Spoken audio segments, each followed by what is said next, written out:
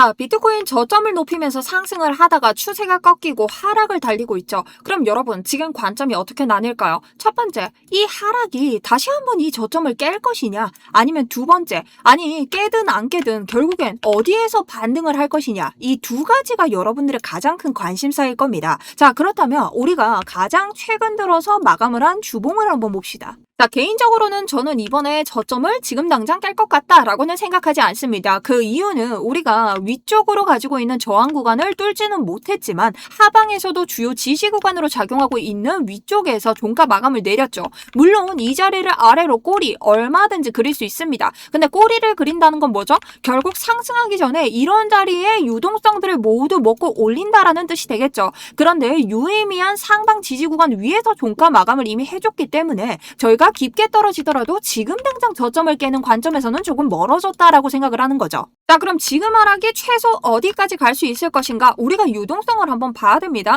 자, 유동성은 뭐예요? 개미들이 진입을 하거나 아니면 진입 뒤에 손절가로 걸어둔 구간, 결국 세력이 개미를 죽이는 구간이 되겠죠. 그렇게 봤을 때 이런 구간들, 그리고 이런 구간들, 저점에 근거하는 요런 죽지 않은 개미들의 구간, 요 구간이 아래쪽에 여전히 남아있다라는 겁니다. 그러면 이 세력들 입장에서는 지금 매수세가 들어올 근거가 전혀 없습니다. 매크로적으로도 우리에게 좋은 건 없고요. 그렇다면 힘이 필요한데 그 힘을 가지기 위해선 누굴 죽여야 된다? 여기에 있는 개미들을 모두 다 죽이고 올라가줘야 된다. 그렇다면 적어도 61K 부근까지는 우리가 숏을 바라볼 수 있다라는 얘기가 되겠죠.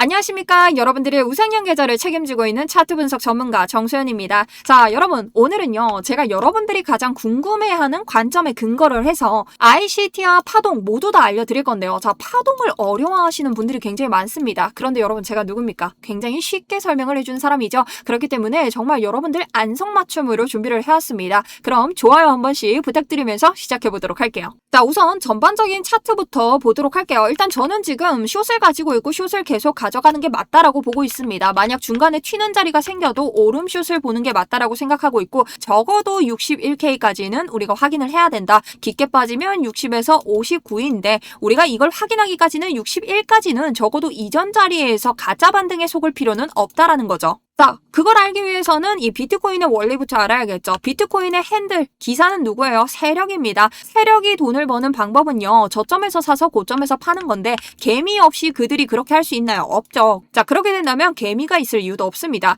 그러면 비트코인에서 세력들이 하는 일은 저점이라고 생각될 때 개미들이 들어가면 다시 한번 죽이고 지들만 저점에서 사서 고점에 올립니다. 그리고 개미가 와 진짜 상승장인가? 드디어 꼬셔졌다 할 때 세력들은 내립니다. 자, 이게 세력들의 원리죠. 그렇다면 세력들은 보통 이렇게 하락을 요구할 때 어디까지 내립니까? 개미들이 보통 많이 들어온 자리까지 내립니다. 왜? 이 사람들의 진입가와 손절가를 모두 제거해야만 자기들이 싸게 물량을 많이 사서 올릴 수 있기 때문이죠. 자, 세력은 개미들을 데려가지 않는다라는 공식을 여러분들이 알고 계셔야 된다. 그렇다면 지금 비트코인 차트에서 유동성이 많이 모인 구간 61K까지는 적어도 숏을 볼 수 있다라는 거죠. 자, 그래서 짤목 롱은 가져갈 수 있다라고 했지만 87%의 수익 여전히 숏으로 가져가고 있고요. 지금 숏 가지고 계신 분들 계속 가져가시면 됩니다. 여기에 대해서 추가적인 브리핑도 계속 드리고 있었기 때문에 여러분 모두 수익권에 계실 거라고 생각을 하고 있습니다. 자, 그리고 지금 보여드리는 텔레그램은 누구나 자유롭게 들어오실 수 있고 제가 들어가는 자리에 한해서는 모두 다 공유 드리고 있기 때문에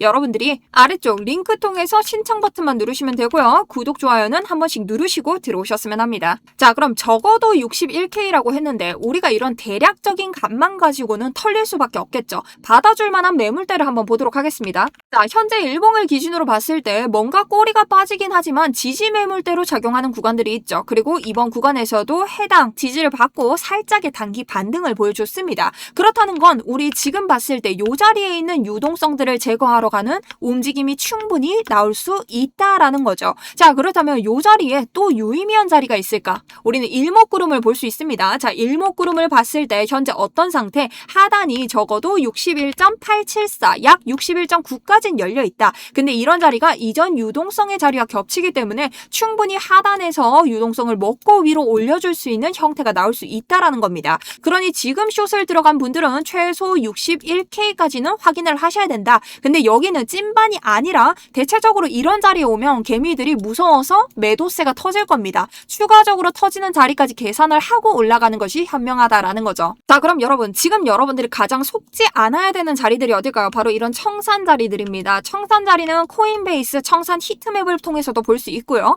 아까 오전에 말씀드린 자리는 이미 터졌습니다. 그러면 일주일 기준으로 남은 자리 62K까지 남아있겠죠. 요런 자리에서 단기적으로 또 롱을 먹을 수 있는 자리는 나올 수 있다. 하지만 요런 자리가 풀롱 자리가 아니기 때문에 잠깐의 구라 반등에 속으면 된다 안 된다? 안 된다라는 겁니다. 자, 근데 또 이렇게 말하면 여러분들이 아니 상승하면 어쩔 건데 이러시는 분들이 있죠. 자, 여러분 상식적으로 생각을 해볼게요. 지금 상승을 하려면요, 채널의 상단, 이 하락 채널의 상단에서 지지를 받아야 되고요. 적어도 이전 고점, 그 다음 고점, 위에 있는 저항 고점들을 모두 뚫어야 됩니다. 근데 이 위에서부터 우리가 홀딩을 하면서 분익을 하면서 가져가도 되는 타점을 굳이 왜 하락 채널 안에서 시도를 하려고 하죠? 그러지 않아도 된다라는 거죠. 그런 여러분들이 이런 자리에서 포모를 느낄 자리는 아니라는 것을 명심하고 조급하게 생각하기보다는 내가 시드를 지키면서 보수적으로 매매할 수 있는 기준을 정하는 것이 더 중요하다라는 거죠. 자, 그리고 우리가 이 차트를 확대해서 봤을 때 제가 그랬죠. 장대 양봉이나 음봉은 세력들이 만드는 자리지 개미가 만든 자리는 아닙니다. 우리가 이런 자리를 만들 수 있었다면 우리도 비트코인 차트를 바꿀 수 있어요.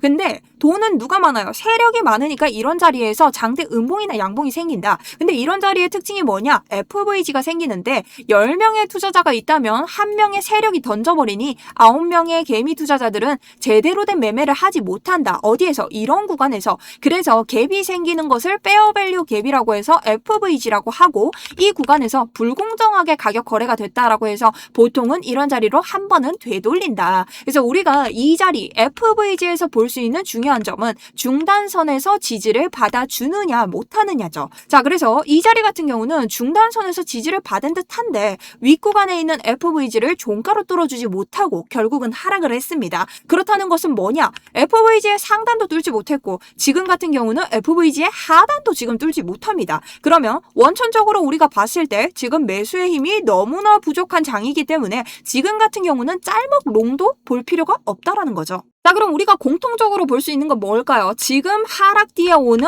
이 반등의 롱 스위칭 자리를 기다려야 된다라는 겁니다. 자, 그러면 여기에서부터는 우리가 파동 이야기를 한번 해볼 거예요. 파동을 모르시는 분들도 진짜 쉽게 설명드릴게요. 자, 비트코인을 큰 틀에서 한번 보도록 합시다. 여러분 파동 많이 보신 적 있죠? 상식적으로 여러분 상승 파동이 이렇게 크게 나왔다면 다음은 뭘까요? 조정 파동이 나오겠죠. 자, 그럼 조정 파동에는요, 535 지그재그, 335 플랫, 33333 트라이앵글, 이 세 개 종류의 파동밖에 없다라는 겁니다. 자, 그러면 이 고점 뒤에 나오는 것은 조정 파동일 수밖에 없다. 그런데 우리가 조정 파동에서 무엇을 지그재그로 보려니 1, 2, 3, 그 다음 4, 5 이렇게 나오죠. 자, 이렇게 되면은 자 1파가 4파를 간섭하는 파동의 법칙을 위배한다. 자, 그럼 우리가 볼 수 있는 것은 뭔가요? 335 혹은 트라이앵글 밖에 없다라는 거죠. 근데 지금 한눈에 봐도 트라이앵글은 아니다. 그러면 335 플랫으로 볼 수 있는데 지금 봤을 때 A, B, C로 내려오고 나서부터 추가적으로 더 내려오고 있죠.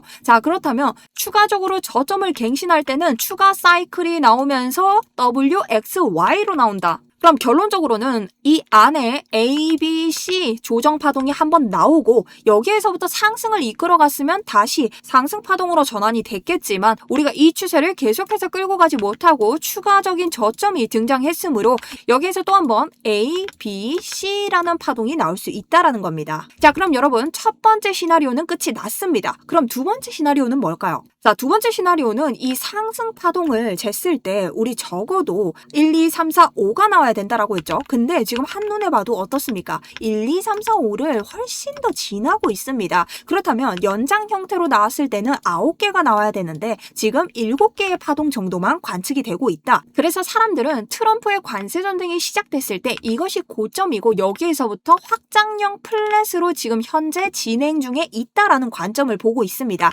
이것이 바로 파동의 두 번째 시나리오입니다. 자, 그럼 여러분, 우리가 지금 파동이 굉장히 어렵게 느껴지는데 여기에서 공통 구간만 보면 된다라는 겁니다. 이게 무슨 뜻이냐? 두 가지 시나리오에서 모두 공통적으로 가리키는 구간만 보면 된다라는 거죠. 자, 그러면 그 구간이 어딜까요? 방금 전에 말씀을 드렸죠. 첫 번째 구간은 WXY로 진행이 되면서 현재 A, 그 다음 B파 상승이 나오고 있고 그 다음 하락을 하는 C파가 나와야 된다. 그 중에서 B파가 진행 중이기 때문에 B파는 어떻게 세 가지 1, 2, 3이 나와야 되기 때문에 우리는 지금 하락 뒤에 상승이 한 번 더 나올 것을 예측할 수 있다. 자, 근데 두 번째 뭐라고 했죠? 모든 게 끝나고 새로운 파동 카운팅이 나오고 있기 때문에 지금 여기에 대한 1파, 쐐기 파동 카운팅으로 1파가 끝나고 2 다음에 뭐가 나와요? 3이 나와야 될 차례다. 자, 그럼 여러분 눈치채셨나요? 지금은요 공통적으로 하락 뒤에 상승이 나와야 되는 구간입니다. 그러면 이 다음의 파동에 따라서 달라지겠죠? 그럼 우리가 여기서 알 수 있는 것보다 이번 저점 뒤에는 파동의 관점으로 봤을 때도 상승밖에 나올 수 없다라는 겁니다. 그렇다면 지금은 ICT 관점으로 봤을 때도 추가적인 저점 갱신보다는 다시 아래쪽에 유동성을 먹고 올려줄 가능성이 높고 파동의 관점으로 봤을 때도 이것이 위로 올라가는 첫 번째 파동의 두 번째, 세 번째로 나오는 반등장을 준비하고 있거나 아니면 A, B, C 조정 구간에 있는데 B에 해당하는 1, 2, 그 다음에 반등 중간에 있거나 한데 이 두 가지가 모두 다 상승으로 가는 공통 구간에 있기 때문에 우리가 우선은 지금 저점을 깨기보다는 상승을 봐야 되는 롱 자리를 기다려야 된다라는 관점에 도래한다는 겁니다. 자, 그럼 여러분 마지막으로 날봉에서 우리가 이전에 나왔던 쐐기 패턴들을 통해서 지금 어디까지 하락을 봐야 되는지도 한번 구해볼 수 있겠죠. 그러면 이 되돌림 구간을 한번 써봅니다. 저점에서부터 쐐기 패턴의 고점까지 적어도 0.618에서 0.786까지는 내려왔었다. 자, 그러면 그 다음 자리 한번 보도록 할게요.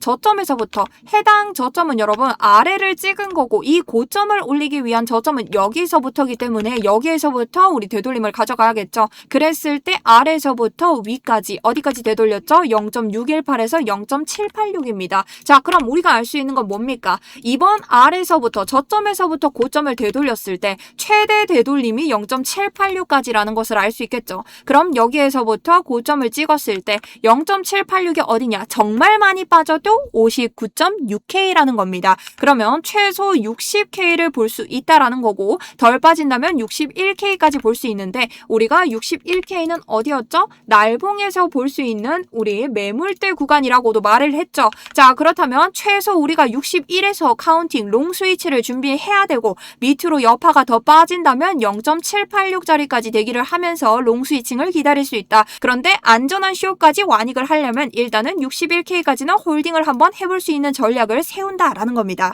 자, 이렇게 오늘 영상에 대한 정리가 됐고요. 전체적으로 정리를 하자면 우리가 저점을 깨지 않는 선에서 다시 한번 유동성 혹은 파동의 관점에서 먹고 올라가는 상승을 기다리는 장이 될 수 있고 이 상승 다음에 파동도 뒤에 어떻게 될지 정해진다라는 관점이었죠. 자, 그리고 ICT 관점에서도 현재는 저점을 깨는 관점으로는 일단 갈 수 없다라고 볼 수 있습니다. 왜? 먹을 유동성 아래에 매물대가 존재하기 때문에 그래서 이런 관점으로 오늘의 브리핑 자료 드렸고요. 자, 그렇게 해서 오늘은 ICT와 파동의 관점에서 간략하게 다뤄봤고요. 여러분들에게 어떻게든 쉽게 전달 드리려고 했는데 잘 전달이 됐는지 모르겠습니다. 자, 그래서 오늘 영상도 도움이 되셨다면 구독과 좋아요 한 번씩 눌러주시고요. 후속 브리핑은 계속해서 저의 매매일지 통해서 올라가도록 하겠습니다. 오늘 영상 도움되셨다면 나이스 혹은 댓글 응원 부탁드리면서 영상 마쳐보도록 하겠습니다. 지금까지 정수연이었습니다.